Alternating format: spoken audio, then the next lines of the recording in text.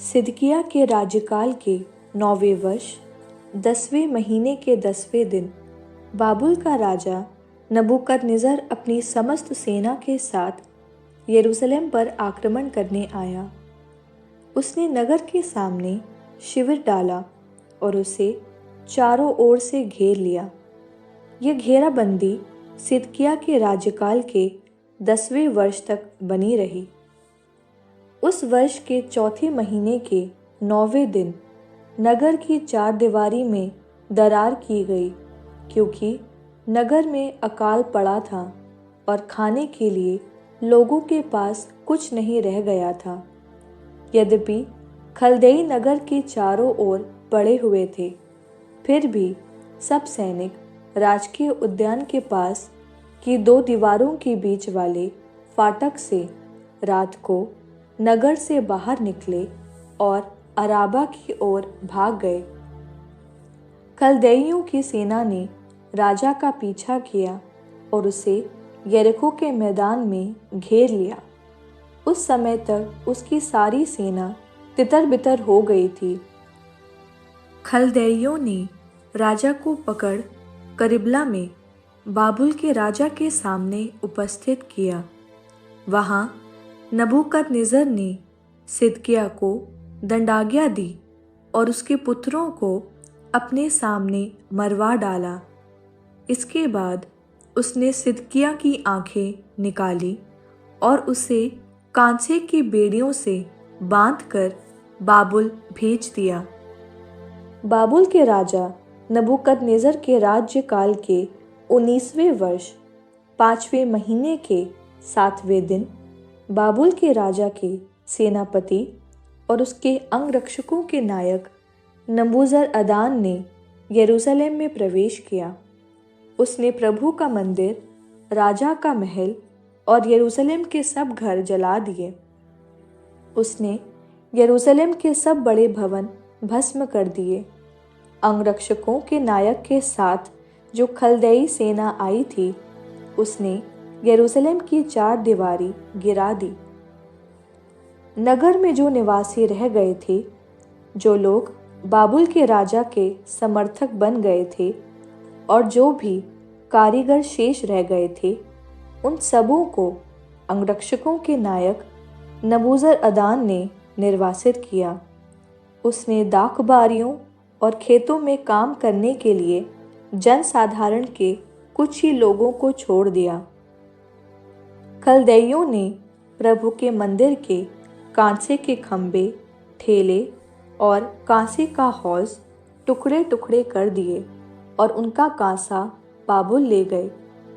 वे पात्र, फावड़ियाँ, कैंचियाँ, कलछियाँ और कांसे के सब सामान ले गए जो मंदिर की सेवा के काम आते थे। अंगरक्षकों का नायक लोबान के पात्र, कटोरे और वो सब कुछ जो सोने और चांदी का था ले गया।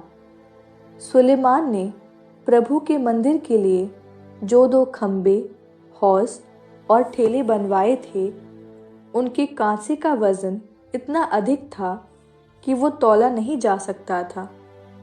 हर खंबे की ऊंचाई 18 हाथ थी और उसके ऊपर 3 हाथ ऊंचा कांसे का शीर्ष था। स्तंभ शीर्ष के चारों ओर कांसे की जाली और अनार थे।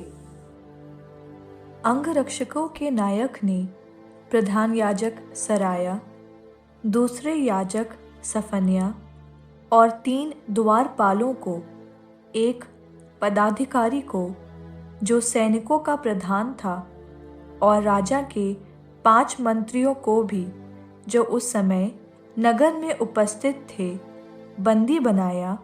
और इसके अतिरिक्त सेनापति के सचिव को, जिसने लोगों को सेना में भर्ती किया था, और देश के 60 व्यक्तियों को जो उस समय नगर में उपस्थित थे। अंगरक्षकों के नायक नबूजरअदान ने उन्हें बाबुल के राजा के पास रिबला भेज दिया। बाबुल के राजा ने उन्हें हमात प्रांत के रिबला में मरवा डाला। इस प्रकार यूदा के लोगों को अपने देश से निर्वासित किया गया। बाबुल के राजा नबूकदनेस्सर ने अहीराम के पुत्र और शाफान के पौत्र गदल्याह को उन लोगों पर राज्यपाल नियुक्त किया जिन्हें उसने यूदा में छोड़ दिया था। जैसे ही सब सेनापतियों और सैनिकों ने सुना कि बाबुल के राजा ने गदल्याह को राज्यपाल नियुक्त किया है, वैसे ही वे अपने सैनिकों के साथ गदल्याह के पास मिस्पा आए। उनके ये नाम थे: नतन्याह का पुत्र इस्माएल, कारेह का पुत्र योहानान, नटोफावासी तन्हुमेत का पुत्र सराया और माकावंशी का पुत्र याजन्याह। गदल्याह ने उन्हें और उनके सैनिकों को शपथ पूर्वक विश्वास दिलाया कि तुम खलदई पदाधिकारियों से मत डरो। तुम बाबुल के राजा के अधीन होकर इस देश में निवास करो, तभी तुम्हारा कल्याण होगा। लेकिन 7वें महीने में नतन्याह का पुत्र एलीशामा का पौत्र इस्माएल, जो राजा के घराने का था, 10 आदमियों को साथ लेकर आया और गदल्याह तथा मिस्पा में उसके साथ के यहूदियों और खलदेइयों पर आक्रमण कर उनका वध किया। इसके बाद यूदा के सब छोटे बड़े लोग और सभी सेनाध्यक्ष भागकर मिस्र चले गए, क्योंकि वे खलदेइयों से डरते थे। यूदा के राजा यहोयाकीन के निर्वासन के 37वें वर्ष 12वें महीने के 27वें दिन बाबुल के राजा एवील मरोदाक ने अपने शासन के प्रथम वर्ष में यूदा के राजा यहोयाकीन को क्षमा कर दिया और उसे बंदी गृह से मुक्त कर दिया। उसने उसके साथ अच्छा व्यवहार किया और बाबुल में उसके साथ रहने वाले राजाओं में उसे सर्वोच्च आसन दिया। यहोयाकीन ने कैदियों जैसे अपने वस्त्र उतार दिए और वो जीवन भर राजा के यहाँ भोजन करता रहा। वो जब तक जीता रहा तब तक उसे राजा से प्रतिदिन दैनिक भत्ता मिलता रहा।